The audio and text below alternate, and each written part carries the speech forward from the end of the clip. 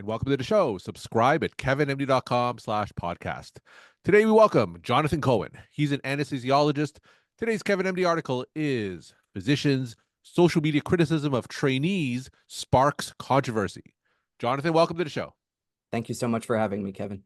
So, Jonathan, you're an anesthesiologist. Just briefly, before we get into your article, share your story and journey. Sure. I'm an anesthesiologist, also trained in critical care medicine, although I practice solely anesthesiology now at Moffitt Cancer Center in Tampa, Florida. I have a master's degree in patient safety, and that's really where the focus of most of my interest and work lies in patient safety. As you know, I've been in the social media space for a while now, so I've seen the evolution of that intersection between medical training and social media, and it has changed so much because there's so many tools that come out almost on a yearly basis. So what led you to write this article in the first place and then talk about the article itself? Well, I think it was seeing two posts in a relatively short amount of time that were criticizing trainees. And that's something that kind of doesn't sit well with me for a long period of time. And a lot of it comes from understanding how this impacts patient safety. And certainly these weren't the only two posts that are out there criticizing trainees. But when I was in graduate school, we were introduced to the concept of psychological safety through the work of Amy Edmondson in her book at the time, Teaming, Yep. and the book after it, The Fearless Organization. And the role that plays in keeping people safe is really important, because psychological safety is, at least in part, the ability to make mistakes and admit not knowing something without the fear of embarrassment or being ignored or blamed. And when you criticize people openly, it kind of shuts down that psychological safety. Sure. Can you tell us what these posts said without, of course, going into too much detail? Yeah. One of them was critical of a trainee who didn't know something during an operation, procedure in the operating room. Another one was a trainee who was wearing a shoe cover as a bouffant cap in a procedure suite. Another one that comes to mind, criticizing residents for doing a test in a patient with sepsis that had an obvious source from somewhere else. And especially the bouffant. I've grabbed a shoe cover before as a bouffant, never put it on, but came pretty close. Like these are all stressful times for trainees, and it's certainly acceptable to see these mistakes. And I think it's best, and it's been said before, that we praise people in public and criticize them in private. And social media allows us to criticize people to a large audience very quickly. I mentioned Sure. the article, mistakes that I've made, and fortunately that was before social media. So people would chuckle or laugh in a group, and we'd kind of all be embarrassed. We'd all get over it. But now having someone have the ability to pull out their phone, post this, and all of these posts have been taken down, incidentally, as of right now. But before they did, they collectively had over 1 million views. Wow. Now, which platforms were these posts available on? The ones that I saw them on were on Twitter or X. Twitter. Okay. And Twitter, of course, is a public forum. Do you ever see these posts on physician-only groups, like on Facebook, on closed groups, or are they primarily on groups that are completely accessible by the public? I've seen them pretty much everywhere, just over the years. And it's important to say that in no case were the people who were involved explicitly identified. But it Sure. doesn't necessarily make it anonymous, because if you're involved in that situation, you pull up Twitter and you see something that describes you, you're going to know that it's you. And the people who are with you at the time, they're going to know that it was you. And even people who work at the same institution who know the person who posts, they can reasonably infer who you are. Sure. So it's not really anonymous at all. And to be clear, were these posts by attending physicians? Were they by other hospital staff or other trainees? Who made these posts in general? One of them was an attending physician, one was a resident, and one was a nurse. Okay. So everyone. And as far as you could tell, you said that they were taken down. What was the immediate response to these posts in general? It was mixed. There was, I think what led to them being taken down was that there was a fair amount of pushback against making posts that said things like that, which is encouraging. But there were certainly people who supported it and who defended it, and some who believe that shaming is a way of maybe encouraging people to perform better. And we know that it does to a very limited degree. It's very short-lived. If you embarrass someone, they may perform better in the acute phase. But we also know, and there's a growing body of evidence behind this, that there's a lot that we don't see that happens. That when you embarrass someone, maybe they're not going to want to work with you in the future. Maybe they're going to avoid doing something new. They're going to avoid pointing out things that they see that may be wrong because they're afraid they don't want to be the subject of the next post. Sure.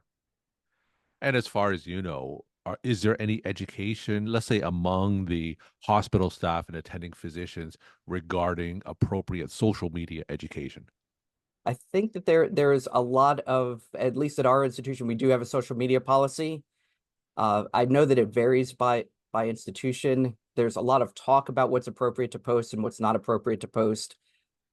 And sometimes telling stories that are, as long as they don't include a photo or anything explicitly identified, may be acceptable to a certain degree. And that also, a lot of these posts need to be captured, need to be seen by someone who from the organization will say this is not appropriate, needs to be taken down. So I think there's a growing emphasis on what's appropriate to post and what's not appropriate, but there are some posts that slip through, clearly.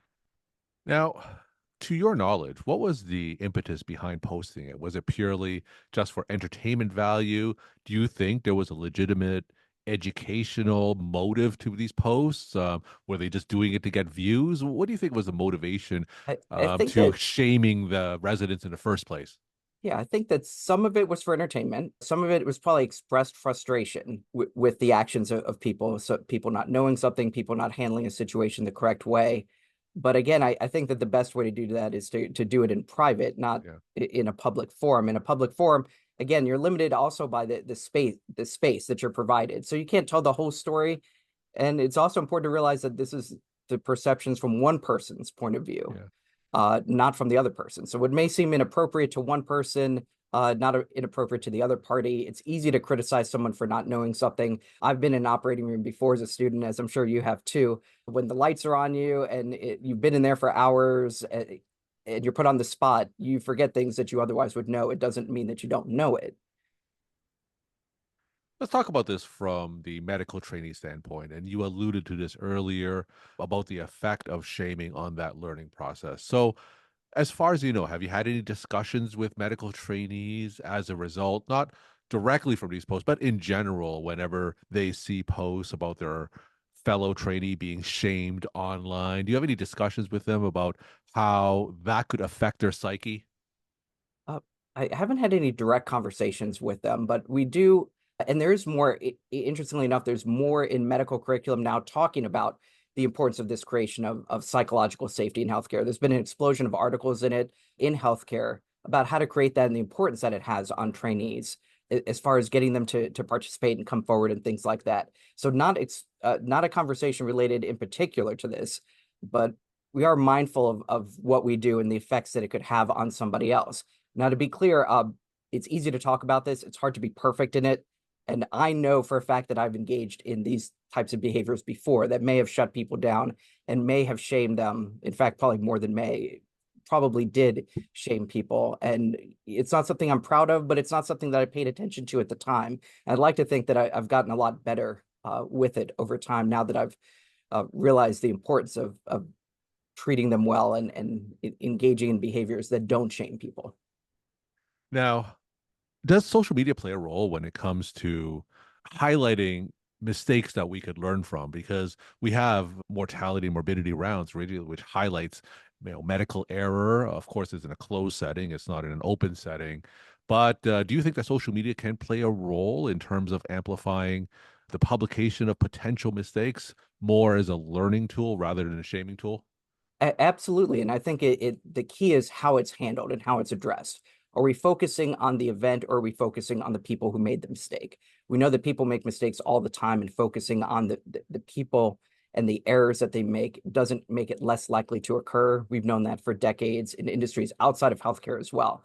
So I think it depends on the intent. If we focus on the case itself and what can be learned without focusing on the people, I think something else that's helpful, instead of posting other people's errors, why don't we post our own? Mhm. If we share our own errors, we're admitting that we're fallible ourselves, and we get other people to come forward and admit their errors as well. And it takes the shame away from it. It realizes that this is part of learning and growing. It's a continuous process through the rest of our life. And that, again, we need to focus on being better in the future, not necessarily on the mistakes we've made in the past.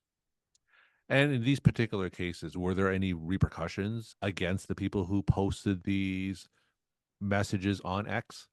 Other than kind of the social response against kind of the feeling of the people who posted, telling them that this is really inappropriate, I'm not aware of any repercussions. And then whenever physicians post stories from the operating room or from the clinic, and it doesn't have to be physicians, but nurses and medical staff in general, there's always the risk of a HIPAA violation by inadvertently revealing patient information, right? Correct. And the same with case reports as well. And I come from a time when we would just post a case report. We wouldn't receive permission. We just posted, we'd make sure that there were no largely identifying characteristics. But if we're reporting a rare case that's occurred, and obviously our institutional affiliation is tagged to that, whether it be on social media or in print, patients certainly can recognize themselves in it. So, and I think that that's changed dramatically over time.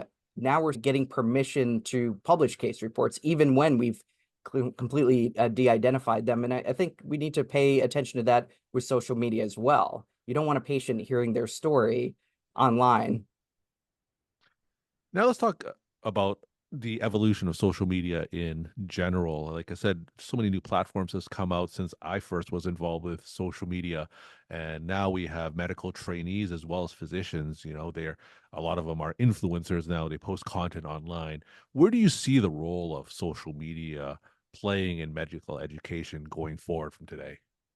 Uh, I personally, I'm a late adapter. I joined X just a couple years ago, but I started kicking myself immediately for not joining it sooner. There is so much that I have learned from it very quickly. I found articles that I never would have been exposed to, dealing with people from different institutions. I've met people from institutions across not only the United States, the world, and interacted with them and done work with them as a result of social media. So I think that there's still a lot to be gained from it, and there will continue to be in the future, because I really think that's, as journal subscriptions, kind of people reading hard journals kind of disappear, publishing things on social media and getting them out there for a larger audience quickly really helps to expand the knowledge in, like I said, a variety of areas of medicine. Now, what are some tips that you have for other late adopters, let's say other attending physicians who may be listening to you here and may, again, not see any benefit of social media, and they only see the negatives of social media, like your story about how these attendings have shamed residents? What's your advice for them if they don't quite see why they should be involved with social media? Yeah, I think it's just like anything else, watching TV, the news, you kind of have to filter what you're going after and what you're looking for, and realize that there is some things that are discouraging there, but there's still plenty of good stuff out there. And a lot of it's finding the right platform for the right message, whether it be Instagram, LinkedIn, Twitter, Facebook, things like that. And then finding the community that you want to kind of be involved with it and joining them. And these episodes of resident shaming, are these isolated episodes? Are you seeing an increased frequency in general of shaming things like this? I don't think I've seen an increased frequency of it. It's kind of been steady. What prompted me to write this article was just seeing these two posts within a short amount of time. There wasn't any malignancy, I don't think, in the original posters posting this. They weren't doing this to be mean. I think, again, you just don't realize the effect that you have when you post something like that, not only on the people who are involved in it, but again, there's a ripple effect. Yeah. If you and I argue, you and I just argue outside of social media, it doesn't just affect you and me, it affects the people around us who see that interaction. Now you have social media where if I criticize or shame someone, there could be tens, hundreds of thousands of views of that. What effect does that have on those people as well? Are they going to be less likely to come to me because they don't want to be in my next post? Are people elsewhere going to be saying, wow, an attending, criticized a resident, I hope my attending at my institution won't criticize me, and it kind of causes people to pull back. So I think it's just kind of this huge ripple effect. We just need to be mindful of it. And like I said, I've been far from perfect in this in the past. I truly hope I'm getting better with it. And you publicized this story on Kevin MD, and you talked about this. Any responses that you got both from attendings or medical trainees after you shared your story?